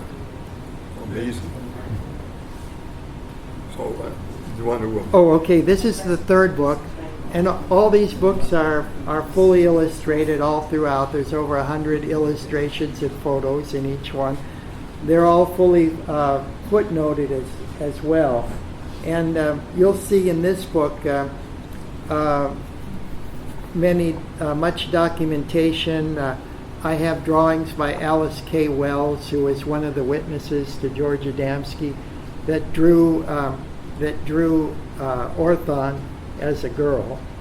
I also have a drawing that was published in the earliest drawing of Orthon by George Hunt Williamson, who took the plaster cast of Orthon. And it was published in Soulcraft magazine in October of 1954. And he draws Orthon and the ship in the background, and Orthon is a girl. And then to prove my point about Lady Orda being the queen of Venus and being the true Orthon and so forth, I went to visit Peter Core, who was a science editor for Amazing Stories in Raymond A. Palmer's magazine back in the late 1940s. And in his publication, he showed me the different publications and so forth, but he was also on the board of the Tellonic Research Society, which was headed up by George Hunt Williamson in Prescott, Arizona. And along with him, they analyzed the footprints that George Hunt Williamson had taken of Orthon with the plaster casts. And he said that George Hunt Williamson sent him the plaster cast to his home, which was in the Cleveland area, and that asked him to analyze the inscriptions on the back and so forth. Now, one of the plaster casts of Orthon's sandals had broken up in the mail, but the other one was intact. And he said that well, these definitely came from they were a woman's slipper, and she was from small to medium in height. And so all this documentation, it continues to come to me, and everything in my book, and a lot of the things that I published on Rob's website, thepromiserevealed.com, and also Lon Strickler's phantomsandmonsters.com. I publish a lot of pictures that are never seen before, including of Aura Raines back in the 1950s. And her with Long John Nebel being interviewed, her with Dana Howard, who was a female contactee at the time, who wrote a book called My Trip to Venus. And I have a series of 4 photos that were taken by Jules St. Germain, who is an attorney here in New York, that flew out to Giant Rock and took the pictures of Aura Raines in a black jumpsuit. And then I have all the photos from August C. Roberts that I published on Rense.com, and they include August C. Roberts' official seal and his typed comments about what was happening at that meeting in 1958 in High Bridge, New Jersey, and including the notes of Valiant Thor, and to validate that those were indeed the notes that I published, all but 2 pages, because 2 of the pages involved a crime that they were investigating. And so everything is documented in the Venus Rising book. There's newspaper articles from the Giant Rock Spacecraft Convention on April 4th and 5th of 1954, and these are by a Mr. Dwiggins from the Los Angeles Daily News. And these involve these involve an interview with us, taking place in the little restaurant that they have there. Oh, when I first heard the story of Captain Valiant Thor, it totally captured me. It absolutely did, and I started reading everything I could find on the subject. It's an amazing story, and also he stayed at the Pentagon for how long? He was there for 3 years. 3 years. That's incredible. Yes, and he was helping the government with knowledge about man's adaptability for life in space, but with medicine and conditions in space. He didn't want to have anything to do with providing information that would pertain to the militarization of outer space. Was his mission also to say, you are using atomic energy, the radiation that's coming from all that, the explosions and all that, and that you need to stop that? Yes. That was one of his main messages, that you're playing literally with fire. Yes. And also the radiation and those waves go not just to our own atmosphere, but they go to others, including the planets closest to us. Yes. Through the solar stream and lines of magnetic reconnection. These are very important for the Venusians to travel in space as well as to reach our planet. But Valiant Thor and other Venusians have expressed this concept that they view us like children playing with matches in a dynamite shack. And you know what? They're not wrong. They're not wrong to say that. And they off. were saying that if we accept what they're saying, which was logical, that they would also give us some advanced technologies that we need, and they knew we needed it, and so they were willing to, I would say, bargain in some way that come to your senses, Earth, Yes. right? And then we will give you some medicine and other advanced technologies to help you further along in your own path. And who was it that made the decision about this? Was it the President of the United States who finally gave the decision of what the answer would be? Yes. And they said, no, we're not going to accept it, right? Yes. They're not going to accept it. That was President Eisenhower. Eisenhower did that. Oh boy. Oh, wow. Was that a wrong call? But that was at the pressure of the powers that be behind the scenes. Okay. That's a good point. The You want to talk the about oligarchs in the military-industrial complex and the medical and insurance industry, and as Lady Aura Reigns had mentioned there, that that was the stumbling block. that all these things that the Venusians would have, they probably wouldn't be appreciated because and the Venusians don't want to come down and impose these things on us.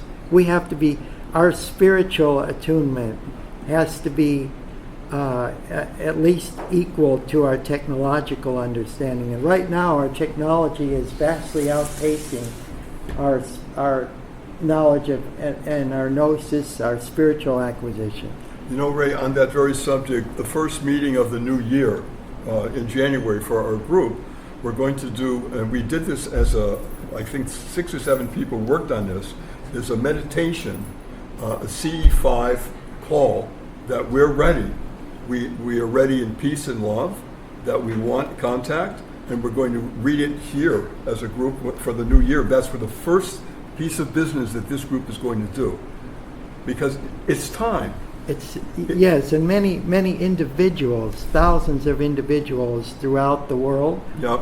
Are in contact. We know that in the Bible, it says in the book of Hebrews, chapter 13, verse 2, that we should always be kind to one another, and especially to strangers, for know we not that we entertain angels unawares. And so they've always been here. They've been here since the beginning of recorded history, and it's very important to keep our minds and our hearts open.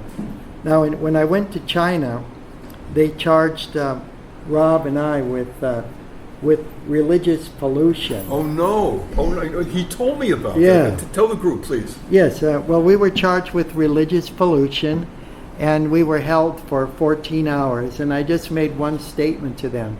I said, I don't represent any particular group.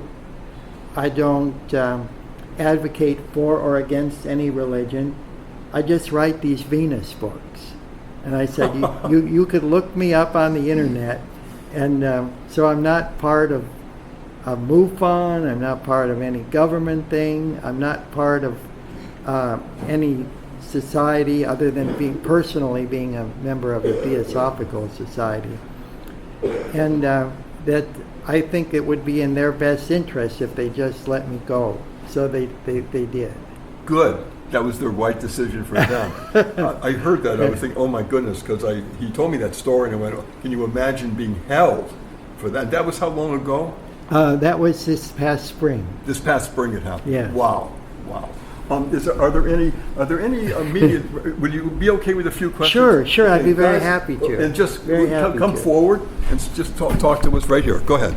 It's a pleasure to meet you, Mr. Kellor. God bless And you. your name? Douglas. Douglas. Nice to meet you. And just give us a quick question, please. Yes, there's been a rash of information on the internet recently about something that is being called the event. There are all kind of various interpretations of it. Have you heard of it, and would you care to give us your own interpretation? Yes. Thank you, Douglas. Yes, I've heard about the event, and I do realize that there are many dimensions, as high as 7, and that there's a refinement, a very thin attunement after that. But when you're in the 7th dimension, that's the area of etheric beings, light beings, gods, angels, and so forth. But my contacts are on the physical plane in the third and fourth dimension.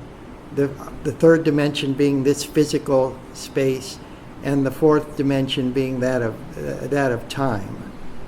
So I wouldn't want to comment on the other ones other than the fact that I know that it's real, and that something like that could happen, but that Jesus himself in the Gospel in Matthew said that we don't know that even he doesn't know the day or the hour that it's going to happen. But we should definitely be prepared for something like that.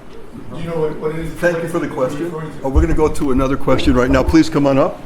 And your first name and one sentence question, please. Hi, my name is Hal.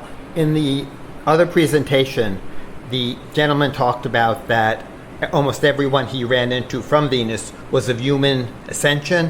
What does a native Venetian look like? Okay, the native Venusians originally came from a planet called Norca in the Tau Ceti system. There was a massive process of desertification, and they had to leave the planet.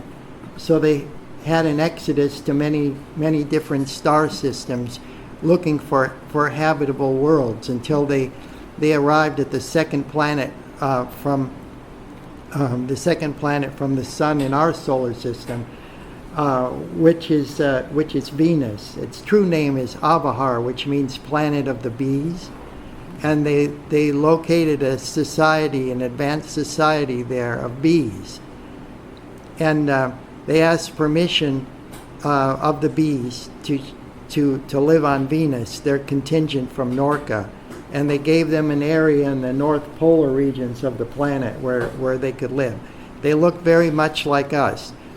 But in the process of time, there came an expanding star empire from Aldebaran star cluster, which is about 65 light years from the Earth.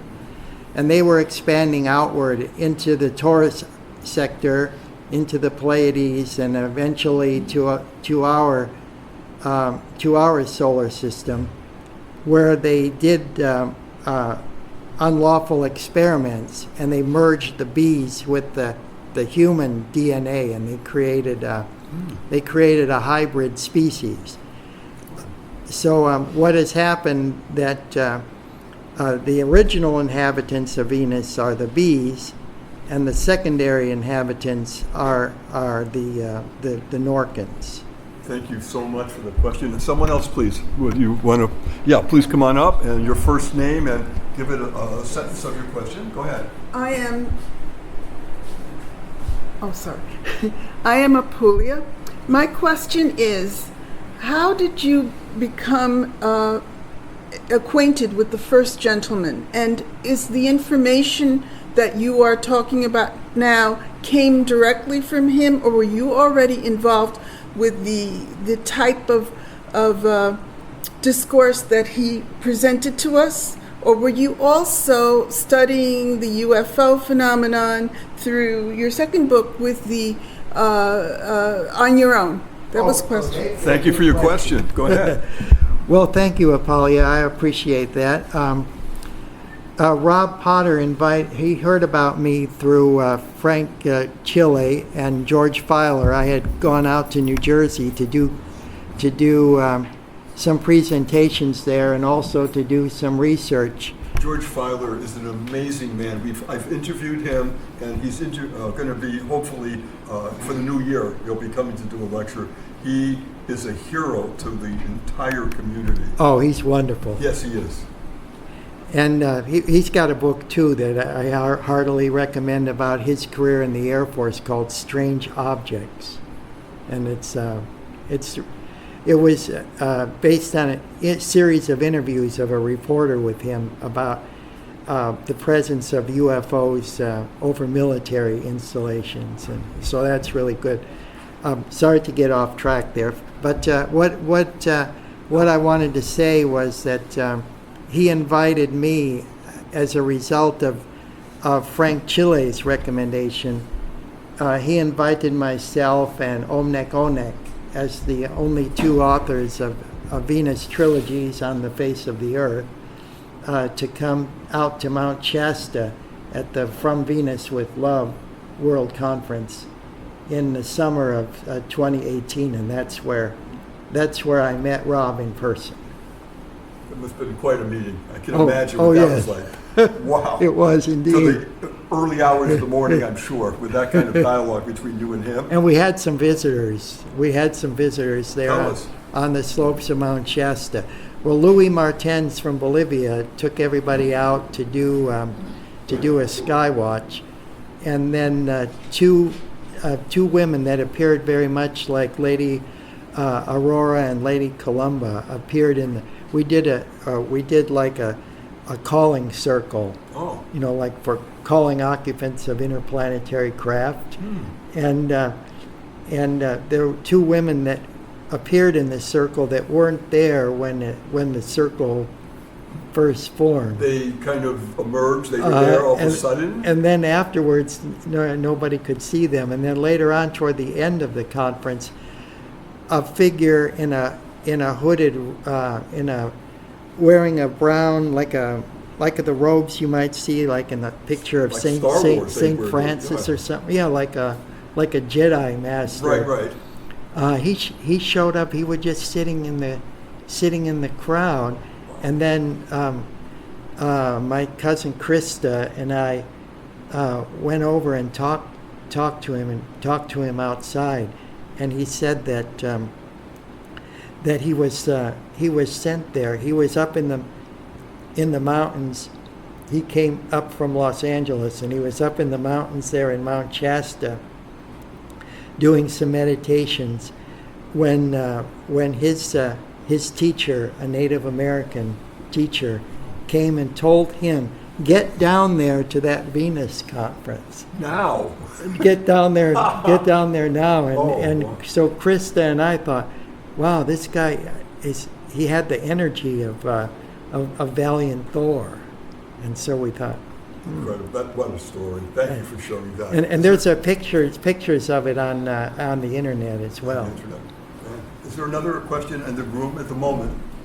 I understand that Captain Valiant Thor didn't have fingerprints. Is that correct?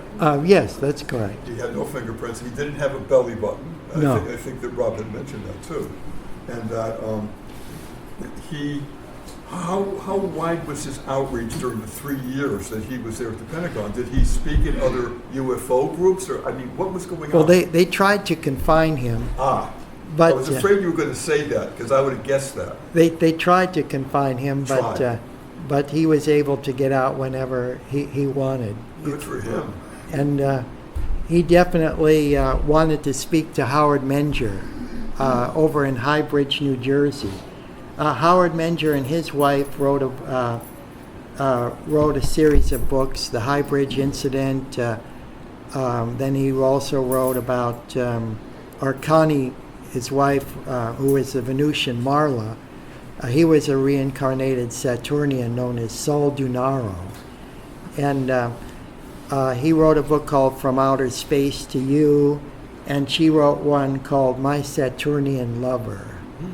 But I have the photos that I published on Rents.com and on Rob's website showing the actual transmogrification of both of them, where they're turning into beings of light from the top to the bottom, and they're standing there. And then it has August C. Roberts' official type comments and his seal on the back, and I published that so that you know that it's authentic and that it's not make-believe. Another question that I have off the top of my head is that we've been talking about beings from other planets that are good, sending goodwill to us, sending us love, sending us very positive messages, and saying that at some point that they hope that we're ready to receive them. My question is this: like here on this planet, we have the good guys and we have the bad guys. So my question is, has any of those entities ever said anything about evil, about watch out for, darker forces? Has been any dialogue about that? Oh, yes, and this dialogue comes from two sources, here on Earth and also from the Venusians and some other extraterrestrials. Yes, there are rogue forces out there that try to penetrate our systems. They were recognized on Earth by the former Canadian Defense Minister, Paul Hellyer. He's terrific. He's a hero in our book. Yes, he is a hero, and he said that about 80% of the ETs that are out there are good, and they have very well intentions toward the people of Earth, but that there's some there that occasionally their interests coincide with ours, but not usually. And he did identify some of these, and we do know that. He said there were about 80 star groups that are here on the Earth that are operating right now. Of course, the Venusians are the largest contingent, and they've been around the longest for the longest time. The Sufi philosopher, his name was Rumi. He wrote about star beings and beings of light, angels, jinn, and so forth that had visited the Earth, and he said there's about 7,000 from Venus on the Earth at any one time. Amazing. Of course, that number has been greatly augmented, Nick, since then, because since the dawn of the atomic age and the space age, now that we have the delivery systems to take those rockets even into space, it's a huge concern. Absolutely. Another point here is that there's been a lot of talk about underground bases of other beings that have had bases here for thousands of years, and that they are here now, and that they're underground. Have you had any dialogue or any knowledge of anything like that? Oh, yes, there are bases, but under the Earth and also under the sea. Yes. Yes. There are alien bases of different kinds, but they're required to be cloaked.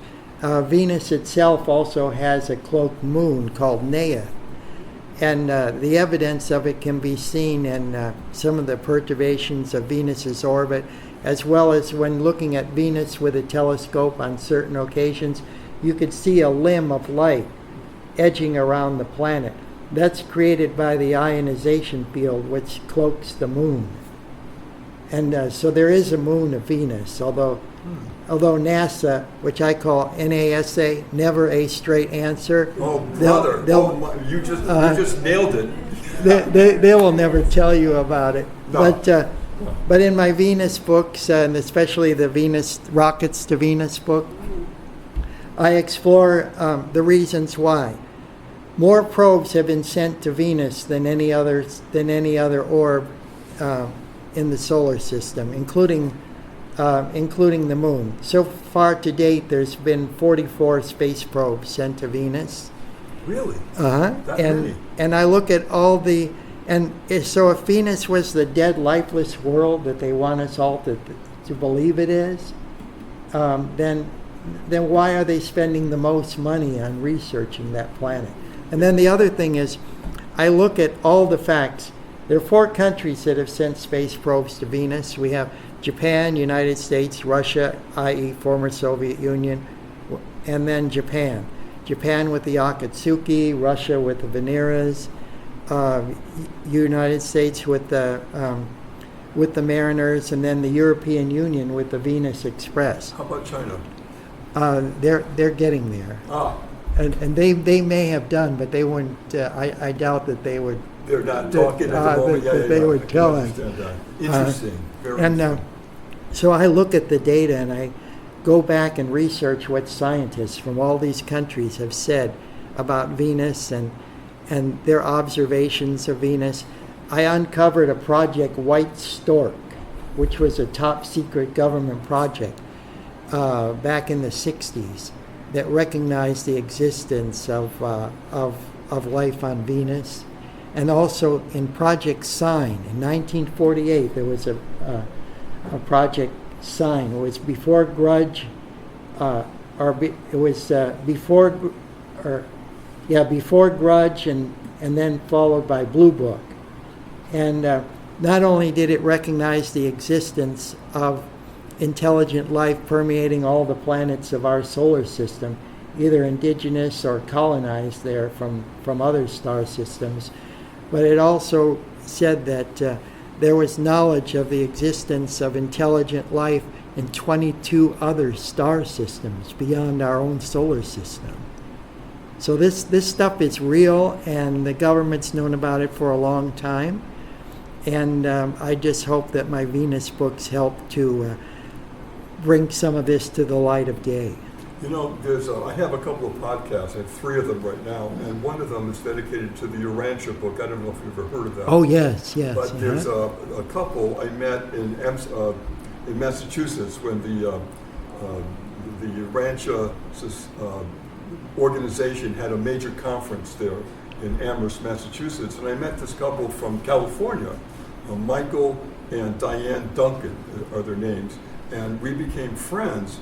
And after knowing them for a while, I said to my producer that they should have their own program because they're so layered about what they're talking about related to the Ranger book. Yes. The reason I'm bringing it up is that their last few months have been focusing on the planet Venus.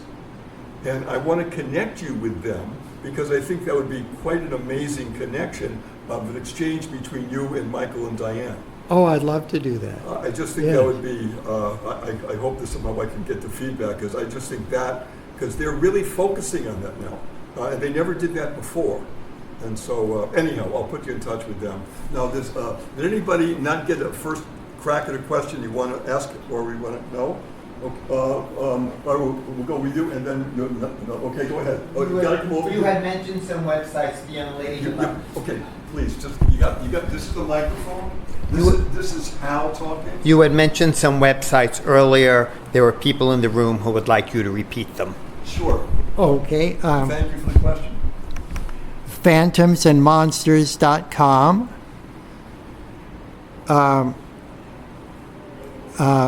VenusConciseHistory.com, ThePromiseRevealed.com. And if you could, Ray, when you get a moment, when you return, if you email me that, I'll put it out to everybody, so they'll get that on emails. Okay. So that's another good way to put out that information. And there's also a lot of stuff on rents.com, but there's also a lot of political stuff on there, and I don't really get into the politics too much. I want people's consciousness I'd like to see their consciousness kind of rise above all that petty bickering. Good.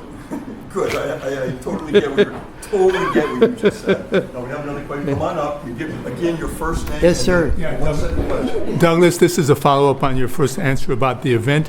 You mentioned that the timing of the event is not known, but I wanted your interpretation of what is it, because I don't know. Okay. Good question. Thank you. Okay, we know that in outer space, all of the solar systems and all the planets of those solar systems, they're all spinning around the central core of the galaxy, which you could see through the constellation of Sagittarius. If you astronomers focus their telescopes through there. There's a dark star at the core of every galaxy, and occasionally from the core of the galaxy, there's these plasma emissions and these energy streams that go out to all the other solar systems. And something special is about to happen. I kind of alluded to it a little bit in the Venus Rising book. Let me show you that page there. The knowledge of this was obtained long ago. The Egyptians knew about it.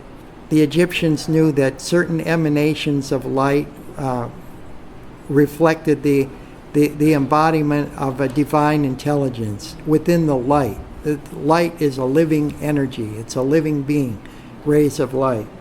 And then also Helena Blavatsky and the Theosophical Society. But back in the 1830s and 1840s, the Mormon prophet Joseph Smith translated a book called the Book of Abraham, and it alludes to all that. And I'm going to see if I can find it. I'll just read you a small section of it because it explains it really good.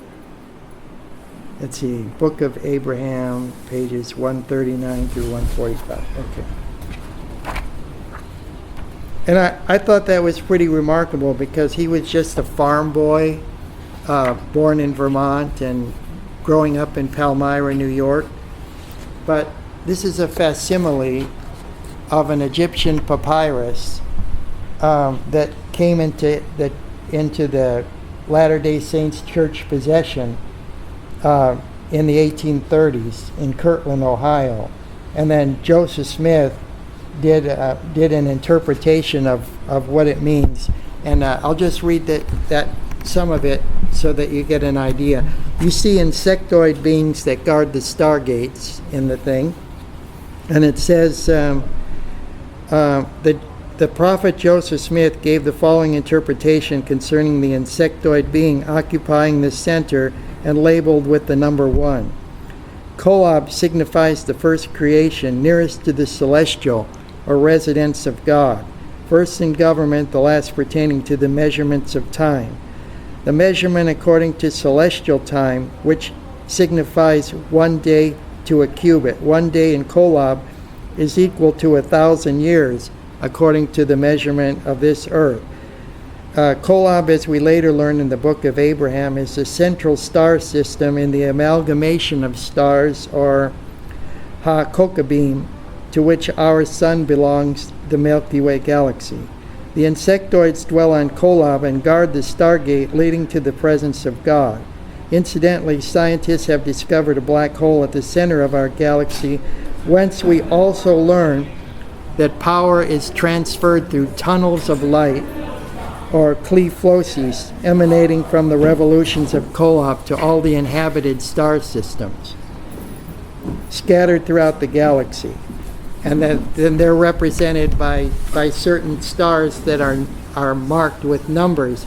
So what I interpret that to mean is that our solar system is due for the reception of a light tunnel or a clefloses that's coming in our direction. But when it gets here, I'm not sure. Oh, thank you. Now, before we wrap this up, a couple things. Since there's 3 different books, could you tell us, is there like a 1, 2, 3 kind of arrangement, or what's in each book? Because I think that we would like to know that, because I'm sure people okay. want to know. And you brought some books here too. Yes, this is the first book, and this is the second, and our Rockets to Venus is the second, and this is the third book. This is the third one. And I did bring some books. I brought about maybe 18. And if you show me that you order one online, I'll, as a way to thank you for helping me to promote the book, I'll autograph one and give you one for free. Oh, that we like free too. Thank you. That's very You're welcome. generous. Thank you. And what were the pricing? Okay, there's $5 off on these. These sell for $25 a piece. But I take $5 off when I go to a UFO club, since I don't have to ship or mail it. And this one is also 20, just the regular price. So I take 15 for this one, taking $5 off. Okay, so does anybody have So any question 15, about 20, and 20, or if you want the whole set, it's $40, and then I'll throw in the third book for free. that? Okay, just repeat that one more time, just please. Oh, okay. Individually, you get one free if you show me that you bought another one on Amazon. This one is 20, this one is 20, Okay. and this one is 15. And if you buy the whole set, it's just 40. Excellent. Any questions here, guys? Yeah, go ahead. Well, come on up, your first name. And, Oh, and I also include a free bumper sticker with it all too. right. All right. So go ahead, first name. How you doing? My name is Paul. My question is, you're talking about an ejection from the accretion disk Closer, please. when a black hole shuts down or stops consuming matter. And there's a separation between the singularity, the Schwarzschild radius, and also, the Schwarzschild radius and also the event horizon. Before that is the accretion disk. When that shuts down, there's supposed to be an ejection, and I've heard about that so-called ejection, but it won't be nowhere within our lifetime. So what's your question? Okay? My question is, how do you